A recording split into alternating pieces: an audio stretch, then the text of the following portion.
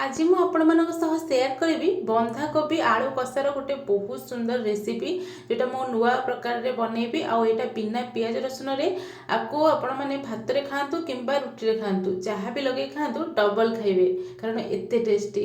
नमस्कार Priyadarshini home food को आपण मानक अनेक अनेक स्वागत। आज रेसिपी जदि भल लगे भिडियोटी को लाइक करने सहित चैनल को सब्सक्राइब करेंगे।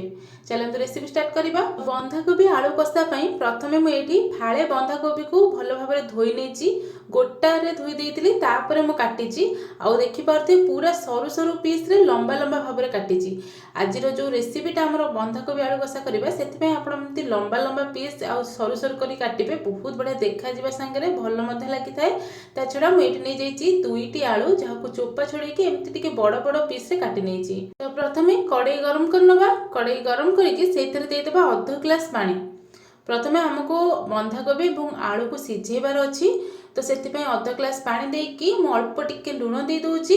तापर प्रथमे काटी रखि आलू देदेबा कारण आलूटा जानते टिके सिझापी लेट करे से प्रथमे आलू दे दूची ता ऊपर देदेबा बंधाकोबी। बंधाकोबी आमर बहुत जल्दी सिझीज तो प्रथमे आलू देदेबे ता ऊपर बंधाकोबी देदेबे आउ गोलेबा बिल्कुल भी दरकार नहीं। बस एमती देकिना ताकू कवर करने प्राय 8 ରୁ 10 मिनिट पर्यंत मीडियम फ्लेम रे कवर करने तो ये कवर करनवा आमे। आउ मन रखिए बंधाकोबी को आप गोटा धोईकी ही काटे जहाँफल कि बेसी पानी रिलीज हेनी। आमर जहाँ भी सन्तुला बनातु कषा बनातु से टिके झुरझुरा टाइप रहा बेसी सिझीगले बंधाकोबीटा भल लगे। जिते भी बंधाकोबी आलूर जेकोसी आइटम आप बनातु ताको हल्का टिके सिझेकी बनइबे बहुत बढ़िया टेस्ट आसी थाए।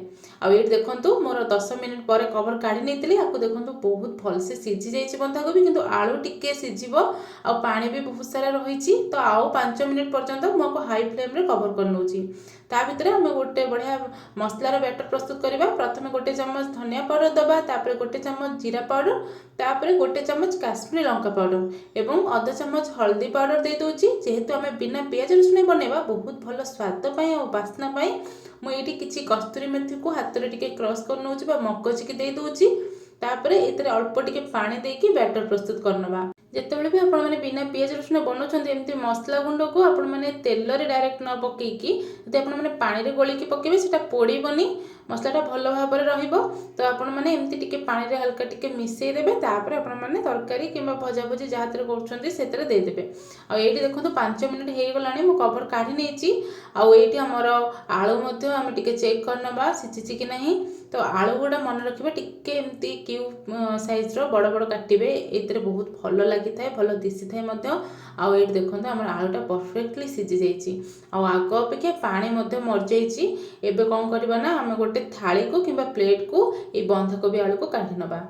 आउपटे देखूँ मु कड़े 2 ରୁ 3 चम्मच रिफाइन तेल गरम कर नहीं मु पंचफुटन अध चम्मच दे दूची। तापर सुखिला लंका दबा तापर दबा आम भृषंग पत्र सब गुड़ाक आपने आरेंजमेंट माने कर सारा पर सब करेंगे जमी किसी पोड़ी न जाऊ। तापर अल्प टिके बास्ना हेंगू दे देछि। तापर आमर मेन जिनस जोटा कि आमर छेचा मसला देछि माने अदा एवं कंचा लंकार छेचा मसला यहाँ बहुत बढ़िया टेस्ट करथाए। तापर आम जो मिश्रणटा करथिले पाउडर मसला सेटा आम देदबा तापर आपको टिके गोले नबा जमती कि आमर मसलाटा तेल सांगे भल भाव में मिसीज आमको ये बेसी कषापी भी पड़ोनी।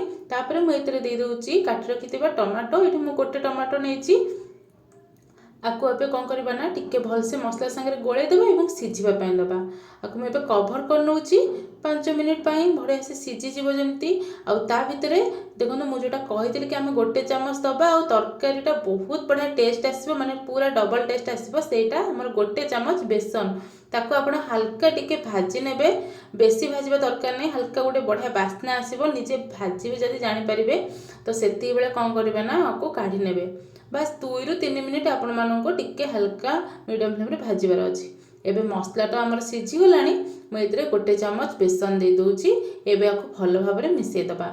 ये बेसनटा आम तरकारी टेस्ट को बहुत बढ़िया करइबो माने जहाँ भी तरकारी टेस्ट को डबल करदेव। तापर ये सब भल भाव मिक्स कर सारा आम जो आलू एवं कोबी को सिझे रखी से सब को देदेबा। ବାସ୍ ଏବେ କ'ଣ କରିବା ନା ଆମେ ଭଲ ଭାବରେ ମସଲା ସାଙ୍ଗରେ ଆଳୁ କୋବିକୁ ମିଶାଇ ନେବା ବା ଭଲ ଭାବରେ ଟିକେ କଷି ନେବା। କଷି ନେଲେ ମସଲାଟା ଭଲ ଭାବରେ ମିଶିଯିବ। ଦେଖନ୍ତୁ କେତେ ବଢ଼ିଆ କଲର୍ ଆସିଯାଇଛି। ମସଲା ବି ଭଲ ଭାବରେ କୋବି ଆଳୁ ସାଙ୍ଗରେ ମିଶି ଯାଇଛି। ଦେଖନ୍ତୁ ଏବେ କ'ଣ କରିବା ନା ସ୍ୱାଦ ଅନୁସାରେ ଅଳ୍ପ ଟିକେ ଲୁଣ ଦେବା। ଯେହେତୁ ଆମେ ସିଝେଇଲା ବେଳେ ଲୁଣ ଟିକେ ଦେଇଥିଲେ, ଅଳ୍ପ ଟିକେ ଲୁଣ ଦେଉଛି। ଆପଣମାନେ ଚାହିଁଲେ ଯେତେବେଳେ ମସଲା ଦେଉଛନ୍ତି ସେତେବେଳେ ଲୁଣ ଦେଇପାରିବେ। ତାପରେ ଅଳ୍ପ ଟିକେ ପାଣି ଦେବା। ଆକୁ ଟିକେ ଲଟପଟ ଟାଇପ୍ର କରିବା, ତ ଅଳ୍ପ ଟିକେ ପାଣି ଦେବା। ଯେହେତୁ ଆମର ଆଗରୁ ସିଝି ଯାଇଛି ବେଶୀ ଟାଇମ୍ ବି ଲାଗିବନି। ଏବେ ଆକୁ ଭଲ ଭାବରେ ଟିକେ ଗୋଳେଇ ନେବା। ଯେହେତୁ ଆମେ ଲୁଣ ଦେଇଥିଲେ ଟିକେ ବଢ଼ିଆ ସେ ଗୋଳେଇ ନେଇ ସାରିଲା ପରେ ପୁଣି ଥରେ ଗୋଟେ ବାମ୍ଫ ଦେବା ପର୍ଯ୍ୟନ୍ତ ମାନେ 2 ମିନିଟ୍ ପାଇଁ ଟିକେ କଭର୍ କରିନେବା।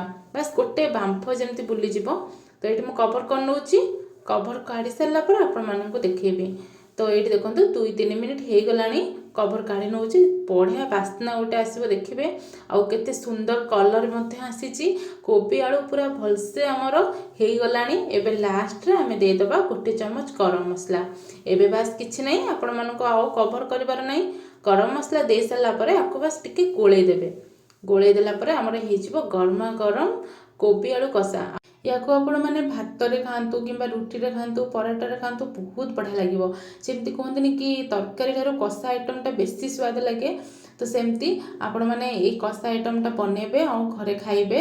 ଏବେ ତ ମାର୍କେଟରେ କୋବି ମଧ୍ୟ ଆଭେଲେବୁଲ୍ ଅଛି। ନିହାତି ଭାବରେ ଆପଣ ଆକୁ ଘରେ ବନାନ୍ତୁ। ତ ଏବେ ଆକୁ ଗୋଳେଇ ସାରିଲାଣି ଭଲସେ। ଏବେ ପ୍ଲେଟ୍କୁ କାଢ଼ି ନେଉଛି। ଆଉ ଦେଖନ୍ତୁ ପୁରା ଗରମା ଗରମ କୋବି ଆଳୁ କଷା ଏକଦମ ରେଡ଼ି ହେଇଯାଇଛି।